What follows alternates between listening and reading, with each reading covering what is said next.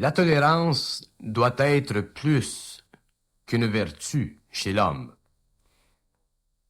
Sinon, elle peut facilement dégénérer en un rapport de faiblesse entre l'intelligence et l'émotion.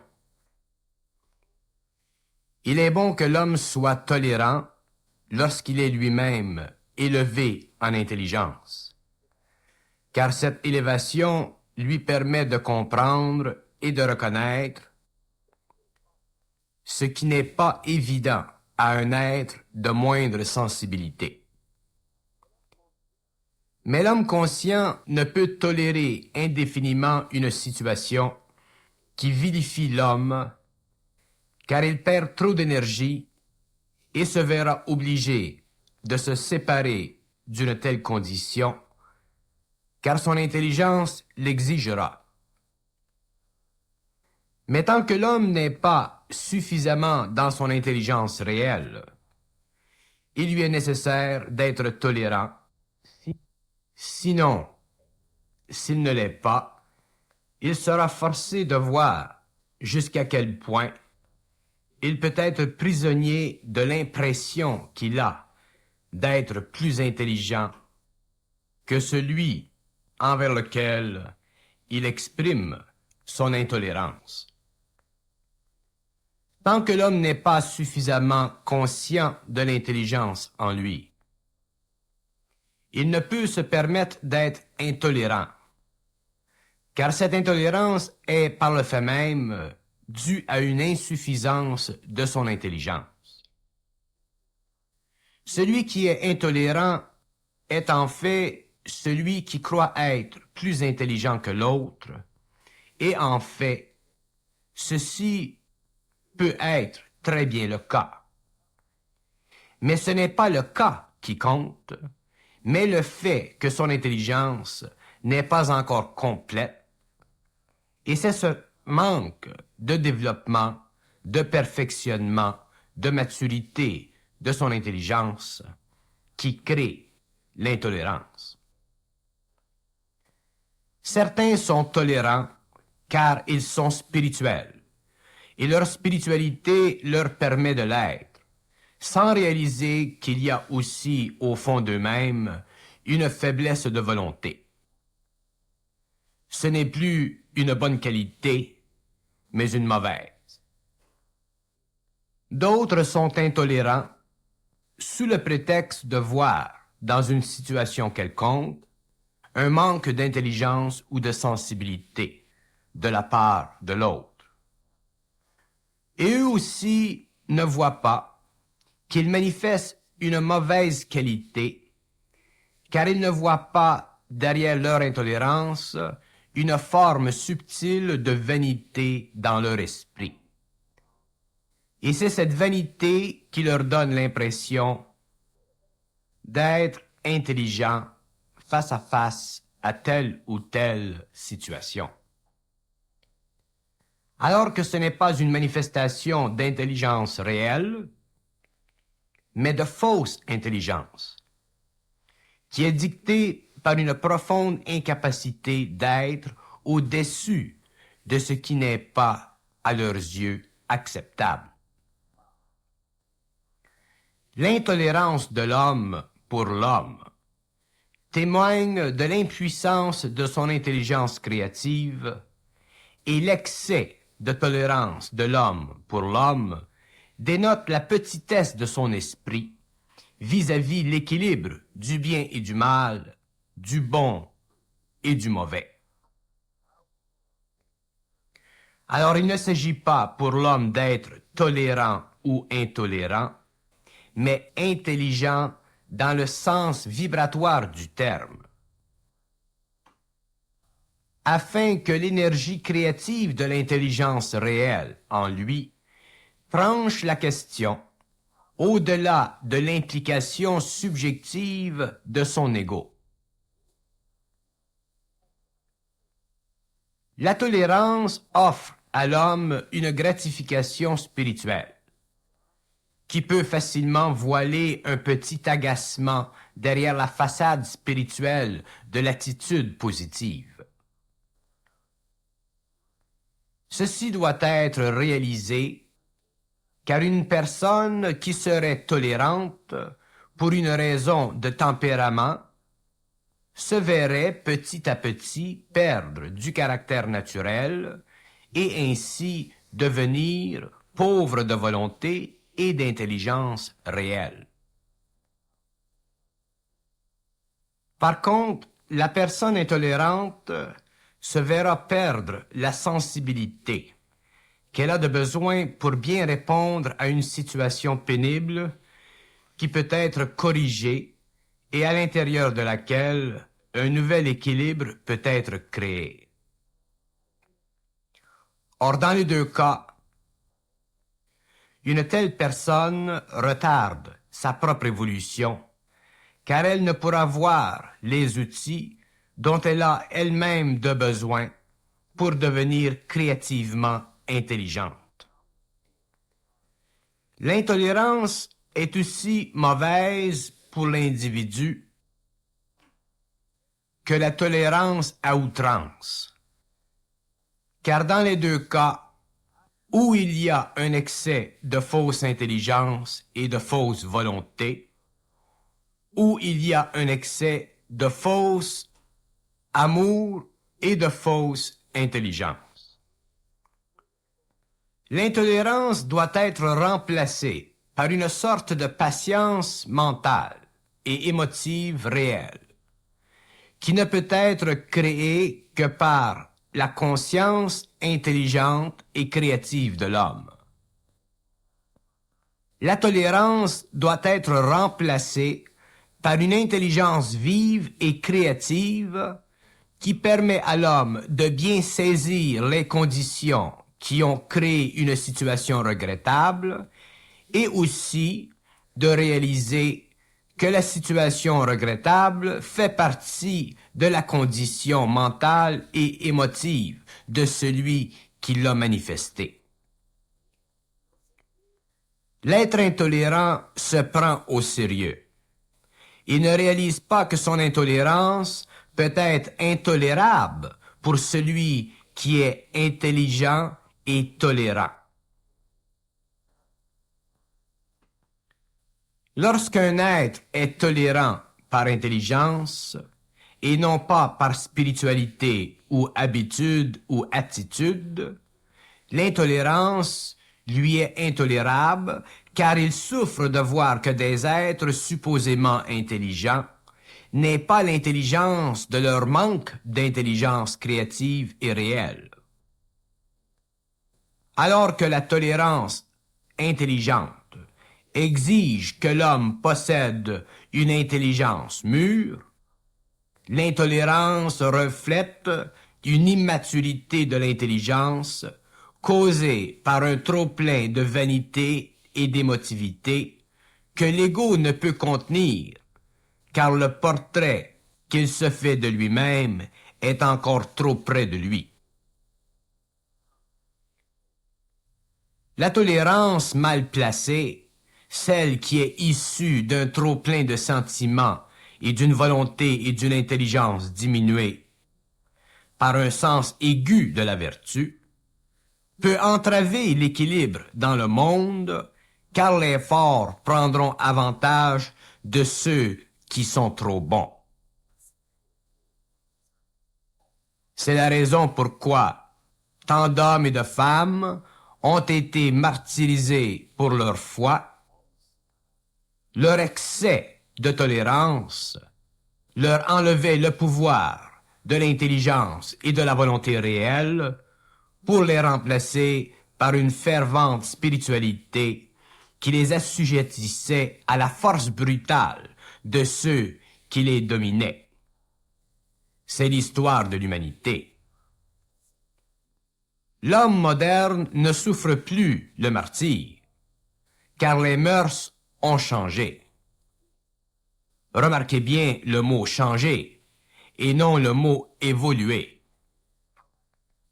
L'homme n'évoluera que lorsqu'il sera dans l'intelligence et la volonté réelle qui émanent des centres supérieurs à sa nature animale.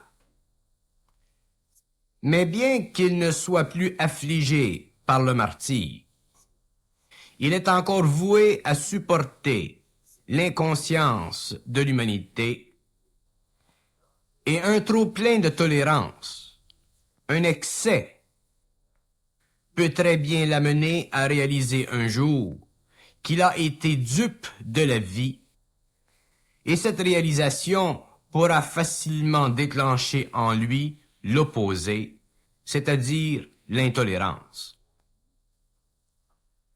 Mais cette fois, ce sera une intolérance radicale de celui qui a passé trop de temps dans le camp des grands vertueux. La loi de polarité existe, même pour le saint homme, surtout s'il réalise un jour ou l'autre que sa sainteté était une forme plus ou moins avancée de naïveté spirituelle, lui enlevant le pouvoir naturel de l'ego et permettant ainsi que se canalisent en lui des forces qu'il considérera divines parce qu'il n'aura pas la force de l'intelligence et de la volonté réelle pour s'en servir pour le bénéfice de l'évolution de l'être, de l'individu, de la terre, de lui-même. Ceux qui ont gouverné les masses, les nations, ont toujours prêché la tolérance car une telle attitude leur permettait d'agir avec des mains plus libres. Mais lorsque le temps de guerre est arrivé, ces mêmes chefs ne supportent plus de parler de tolérance vis-à-vis l'ennemi, car le feu de la haine doit servir leurs intérêts belliqueux. Je veux simplement démontrer que toute chose, qu'elle soit bonne ou mauvaise, contient son opposé. À toute vertu, il y a ignorance. À tout péché, une vertu. Si on avait enseigné à l'homme les deux aspects de la vertu, l'être, au lieu d'être naïf, serait plus intelligent. Et si on avait expliqué l'avantage de certains péchés, l'être serait plus compréhensif envers ceux qui pêchent. Alors, à la fin du XXe siècle, l'homme comprendrait bien les dangers d'une trop grande tolérance et l'aberration provenant de son opposé, l'intolérance. Un plus juste milieu serait plus près de la conscience de l'homme, de sorte que l'on vivrait plus d'intelligence et plus de volonté réelle et moins de naïveté dans un cas et de vanité d'esprit dans l'autre. Il est raisonnable de dire que les hommes ont toujours vu la tolérance comme une grande vertu, parce qu'ils n'avaient pas encore réalisé l'âge de l'individualité réelle. Ils n'avaient pas encore atteint la fin d'un cycle qui ouvrira la porte sur la conscience individuelle et l'identité réelle. De sorte que la tolérance permettait à l'homme ancien de freiner les forces de destruction qui pulsaient à l'intérieur de la poitrine barbare de l'homme. Par contre, avec l'intolérance, nous entrevoyons l'échec à l'intelligence réelle. L'absence de cette clarté d'esprit qui vient de l'intelligence réelle et qui permet à l'homme d'être au-dessus des incidents de vie qui ne valent pas la peine d'être comptés, comme si importants qu'ils nous embrouillent l'intelligence. La tolérance, la belle tolérance, c'est-à-dire la patience intelligente, n'est pas une qualité, mais le pouvoir de l'esprit sur l'émotion. Et cette belle tolérance n'est pas de l'homme, de son ego spirituel, mais de la force de l'intelligence en lui qui perce la surface de son moi et lui donne la vigueur de ne pas se prêter à ce qui démontre la petitesse humaine. Car l'homme est beaucoup plus petit qu'il ne se l'imagine, et sa stature ne se mesure pas à son statut matériel ou psychologique, mais à sa capacité d'être en harmonie vibratoire avec l'intelligence et la volonté universelle en lui, qui dicte la juste mesure de la tolérance, c'est-à-dire de l'intelligence et de la patience. Si l'homme mesure la tolérance à la lueur de sa spiritualité, de son émotion, il en sera victime, car les forts domineront sa vie et lui demeurera pauvre par tolérance pour ceux qui ne vivent pas du même pain. Par contre, s'il ne voit pas son intolérance ou la rationalise, il affaiblira son lien avec l'homme et ne pourra réaliser que celui à cause duquel il vit l'intolérance est sur sa route pour que lui-même devienne intelligent au lieu de vaniteux. Plus l'homme avance vers le nouveau cycle de l'évolution, plus il devra reconsidérer le défaut et la qualité, et en voir les deux côtés de la médaille à la fois.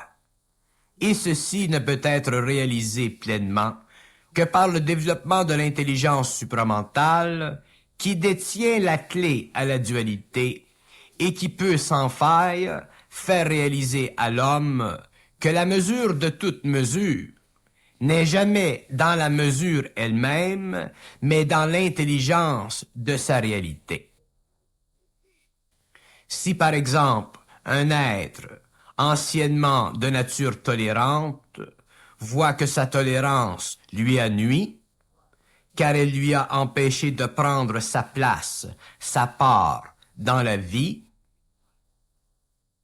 la mesure de son expérience sera en fonction de son intelligence réelle, qui est en fait la mesure finale de cette expérience. De même dans le cas de l'intolérance. Mais si l'homme n'atteint pas le stage de cette intelligence objective qu'est la conscience supramentale, il sera toujours l'esclave d'une bonne mesure ou d'une fausse mesure, selon qu'il soit tolérant ou intolérant, par habitude. Et il ne pourra jamais pouvoir s'ajuster, c'est-à-dire découvrir la juste mesure dans un cas ou dans l'autre, car son ego brouillera cette intelligence de la mesure réelle. Et dans les deux cas, il sera perdant, ou du moins, dans les deux cas, il aura cessé d'être libre, c'est-à-dire intelligent réellement, c'est-à-dire non influençable par la situation extérieure. Sa vraie mesure ne sera jamais atteinte, et il continuera ainsi pendant des années à être l'esclave de ses bons sentiments pour le bénéfice de ceux qui dominent, et le faux dictateur de ceux qu'il voudrait bien pouvoir étrangler de ses mots, sinon de ses gestes. Chez tous les peuples, nous retrouvons des vertus et leur opposé. Et tous les hommes de tous ces peuples sont prisonniers de ces vertus ou en flagrant délit. Et dans tous les cas, l'intelligence pure et objective essaie de se frayer en vain un chemin afin que l'homme soit libre dans l'ego, c'est-à-dire intelligent dans ses émotions, donc intelligent dans sa conduite. Évidemment, la tolérance permet à l'humanité d'être plus humaine, mais elle encercle l'individu dans un circuit qui l'empêche de reconnaître sa volonté et son intelligence réelle, si cette tolérance n'est que spirituelle ou que fondée sur l'habitude. Là où l'intolérance règne, l'humanité souffre, car l'homme s'acharne contre quelque chose qu'il ne peut changer, et s'acharnant, il perd contact avec lui-même et prend petit à petit possession de faux sentiments qu'il juge corrects vis-à-vis lui-même, alors que ce n'est en fait qu'une glorification personnelle de l'idée qu'il se fait du bien ou du mal, du bon ou du mauvais, pour sa propre satisfaction. Il existe une relation particulière entre le jugement d'autrui et l'intolérance. Et ce jugement provient du fait que l'on se donne un droit de maître, un droit d'être bon juge, car on a l'impression de l'être, non pas parce que nous le sommes vraiment, mais parce que nous sommes atteints d'une sorte de vanité dans l'esprit. Manquer de tolérance à cause d'une impression que l'on a de ce qui peut ou devrait être autrement, nous entraîne inévitablement à un conflit avec la nature humaine, qui est encore ignorante. Donc nous perdons beaucoup d'énergie à châtier, alors que nous pourrions aussi bien la conserver à nous perfectionner dans l'intelligence réelle et la volonté réelle, afin que nous puissions développer éventuellement un discernement précieux. Alors nous verrions que l'homme intelligent réellement n'est ni tolérant ni intolérant, mais simplement dans la mesure de l'intelligence qui se manifeste en lui, le libérant ainsi au niveau de l'ego du lourd fardeau spirituel ou philosophique ou moral de la tolérance ou de la vanité de son opposé. Ainsi, libre devant ce monstre à deux têtes, que créent le bon et le mauvais, la tolérance et l'intolérance, l'homme exécute avec précision l'action qu'il doit vivre selon les lois vibratoires et harmonieuses de l'intelligence créative. Fini l'attitude qui fait de l'un un saint homme et de l'autre un fils de Caïn. La descente de l'intelligence supramentale sur la terre ouvrira l'homme à lui-même et lui fera reconnaître une façon de vivre qui n'est pas opposée au bien de l'ancienne vie, ni complice du mal de cette même vie, mais qui le libère des fausses valeurs rattachées aux deux vies, de sorte qu'il pourra enfin vivre sans être étouffé, ni sans étouffer les autres. L'intolérance est un plus grand mal sur le plan collectif que la tolérance à outrance, car elle empêche l'homme de voir qu'il y a en lui une sorte d'impatience. Donc, un manque d'intelligence réelle qui peut corriger les excès de l'ego. Et cette situation rend pire les relations humaines qui sont déjà à un très bas niveau d'harmonie. L'intolérance démontre la limite de l'intelligence de l'homme et remplit le canal psychique de l'homme d'une énergie qui bloque l'énergie pure et non contaminée de la conscience réelle et universelle. Même si l'intolérance est facilement rationalisable, et il est précisément là le danger.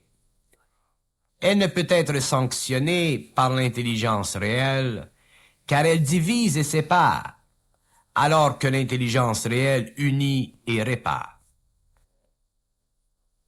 Ceux qui se savent intolérants doivent réaliser leur intolérance et la brimer avant qu'elle ne les brime dans leur vibration. Car il ne faut pas oublier que l'homme conscient vivra d'énergie, et cette énergie ne peut être contaminée par la subjectivité rationaliste de l'homme inconscient. L'intolérance coupe l'homme d'une vibration qui lui sert de force mentale et de support au niveau de son système nerveux. Autrement dit, plus l'homme souffre d'intolérance, moins il peut développer de résistance aux basses vibrations qui sont dans l'éther et qui affaiblissent son corps émotionnel. L'intolérance détruit à la longue le jugement chez l'homme, un peu comme par érosion, parce que l'émotivité étant une énergie de plus basse vibration, ne peut plus éventuellement être rejointe par l'énergie du mental. De sorte qu'avec le temps, l'homme perd la capacité de correspondre parfaitement sur les deux plans. Le jugement est alors affecté et avec les années, sa correction devient de plus en plus difficile. L'intolérance renverse la polarité entre le mental et l'émotif. Et si elle continue pendant un grand nombre d'années, elle est totalement irréversible et c'est ce qui rempire l'esprit de la vieillesse. L'intolérance est une des grandes faiblesses psychologiques de l'homme et représente un des plus grands problèmes d'adaptation et de relations sociales que vit aujourd'hui l'humanité. Par contre, la tolérance à outrance, irréfléchie, représente un problème non pas pour l'humanité, mais pour l'individu, car elle lui enlève la clarté d'esprit dont il a de besoin pour bien vivre sa vie et ne pas être obligé constamment de supporter l'inconscience des autres. La tolérance à outrance le force à garder à l'intérieur de lui-même certaines énergies qu'il devrait éliminer par le pouvoir de bonté et de l'intelligence réelle. S'il conserve trop longtemps en lui-même certaines émotions, à cause d'un excès d'attitude de tolérance, il se fait tort et perd petit à petit sa volonté de se séparer d'un éther inférieur. Ceci est mauvais pour l'individu, car il suffit qu'il garde trop longtemps à l'intérieur de lui-même ses énergies pour qu'il se trouve un jour incapable de corriger des situations qui requièrent une correction quelconque.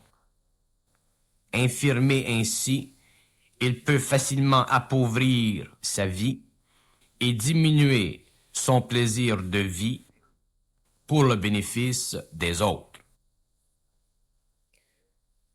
L'excès de tolérance sera utilisé par les autres inconsciemment, car leur inconscience ne leur permet pas de voir ou de reconnaître votre tolérance. Et l'homme tolérant à excès devient l'homme perdant.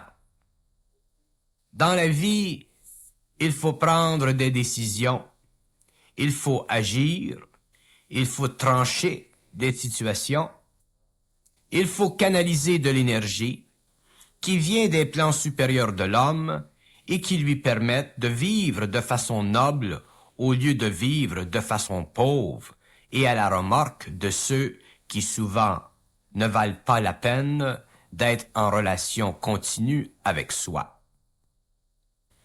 Chaque situation de vie requiert une compréhension qui lui sied bien.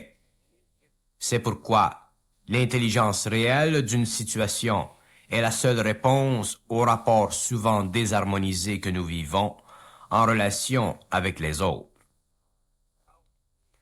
C'est pourquoi la tolérance ou l'intolérance doivent être le résultat du pouvoir vibratoire de l'intelligence et de la volonté de l'homme, au lieu d'être simplement des attitudes morales positives ou négatives, fondées sur une psychologie qui n'est que la caricature d'une personnalité dont le tempérament et le caractère n'ont pas été encore polis par l'intelligence réelle de la conscience supramentale.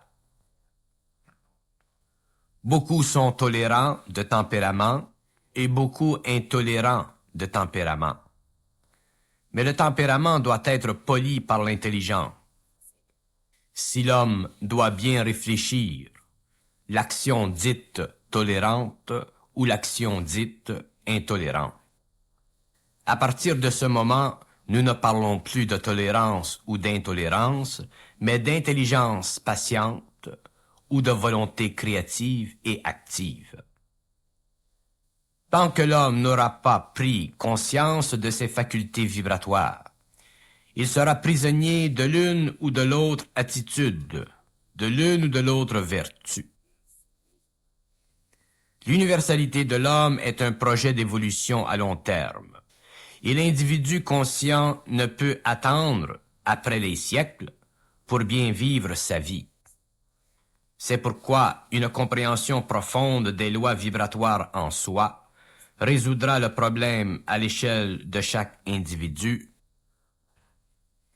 et fera comprendre à beaucoup d'individus que ce n'est pas le salut de la terre qu'ils doivent espérer, mais l'intelligence et la volonté réelle qui est à leur portée lorsqu'ils se conscientisent. Lorsque l'homme se conscientise, son système nerveux, sa vision intérieure se développe. Et il a tendance naturellement au début à opter pour une sorte d'intolérance vis-à-vis l'action inconsciente des autres. Ceci fait partie du fait que ses corps ne sont pas encore ajustés et qu'il n'a pas encore le contrôle sur ses énergies. Ceci est compréhensible à la lueur de la grande sensibilité vibratoire qui se développe en lui, mais il ne doit pas perdre conscience de l'équilibre qui doit s'établir en lui avant qu'il puisse être en mesure de bien être sûr qu'il agit avec intelligence. Il est facile pour l'être qui se conscientise de dire qu'il est conscient et que ce qu'il fait partie de sa conscience. Mais il doit réaliser que même si beaucoup d'illusions ont été éliminées, d'autres le seront, dont il ne prendra conscience qu'au fur et à mesure qu'il grandira dans son intelligence réelle. Remarquez bien, être conscient n'est pas assez. Il faut que la conscience devienne de l'intelligence réelle, pure. On ne parlera plus alors de conscience, mais d'intelligence. La tolérance intelligente instruit l'homme de sa volonté et de la capacité qu'il possède d'absorber de l'énergie de basse vibration sans en être affecté. Mais il faut que l'homme soit dans une intelligence réelle, dans son intelligence réelle, pour ne pas être affecté par de l'énergie de basse vibration. Une volonté intelligente éliminera l'intolérance et lui fera remarquer sa capacité, aussi, d'absorber de l'énergie de basse vibration sans en être affecté. De sorte que le problème de tolérance à outrance ou d'intolérance ne sera plus une botte de foin à l'intérieur de laquelle il vivait. Mais les temps changent rapidement et l'homme de demain sera le maître de ce qu'il pense et comprendra bien ce qu'il pense. et son comportement sera conforme à sa nouvelle intelligence objective du phénomène humain. Il ne s'agit plus pour l'homme conscient d'être tolérant ou intolérant. Il s'agit pour lui d'être en harmonie vibratoire avec son énergie. Et c'est le développement de cette harmonie qui suscitera en lui une intelligence réelle de la mesure qu'il doit appliquer vis-à-vis telle ou telle situation de vie. De sorte que, au lieu d'être esclave des autres à cause de son émotivité, ou esclave de son faux moi à cause de sa vanité, il sera nettement et clairement dans sa peau, dans son intelligence réelle. La réalité de la conscience individuelle ne se façonne pas de l'extérieur, mais se sert des expériences extérieures pour se développer. L'être qui se conscientise apprend, petit à petit, à ne pas se prendre au sérieux, ni dans la tolérance à excès, ni dans l'intolérance. Il voit très bien la ligne de démarcation qui divise cette polarité et ne se nuit pas en vivant sa vie aux extrémités de cette démarcation. Il vit sa vie en fonction de l'intelligence de cette vie et ne peut plus se voir comme vertueux ou non vertueux. Il est bel et bien dans son action intelligente et se garde bien d'être trop bon ou trop mauvais subjectivement. En fait, il n'est ni l'un ni l'autre, il est, point final. Il est conscient de l'intelligence en lui qui passe par son canal et rien d'autre ne peut ternir la qualité de son action. Car il n'a plus d'émotion dans la pensée, ni de pensée qui trouble l'émotion. Le problème avec la psychologie de la vertu, qui caractérise l'involution et le développement de la civilisation humaine, ressort de l'incapacité naturelle de l'homme de voir les deux côtés de la vertu à la fois et de comprendre quand il n'est pas bon d'être vertueux et quand il n'est pas bon de ne pas l'être. L'homme est toujours coincé entre le bien et le mal, le bon et le mauvais, et n'a jamais eu la suffisance d'intelligence pour ne pas souffrir ni dans un cas ni dans l'autre. De cette situation historique qui dure depuis des millénaires, il s'est développé chez l'individu une sclérose de l'esprit qui s'est accentuée vers le milieu du XXe siècle et qui a précipité un changement radical des valeurs morales, ce qui en retour a miné les valeurs sociales.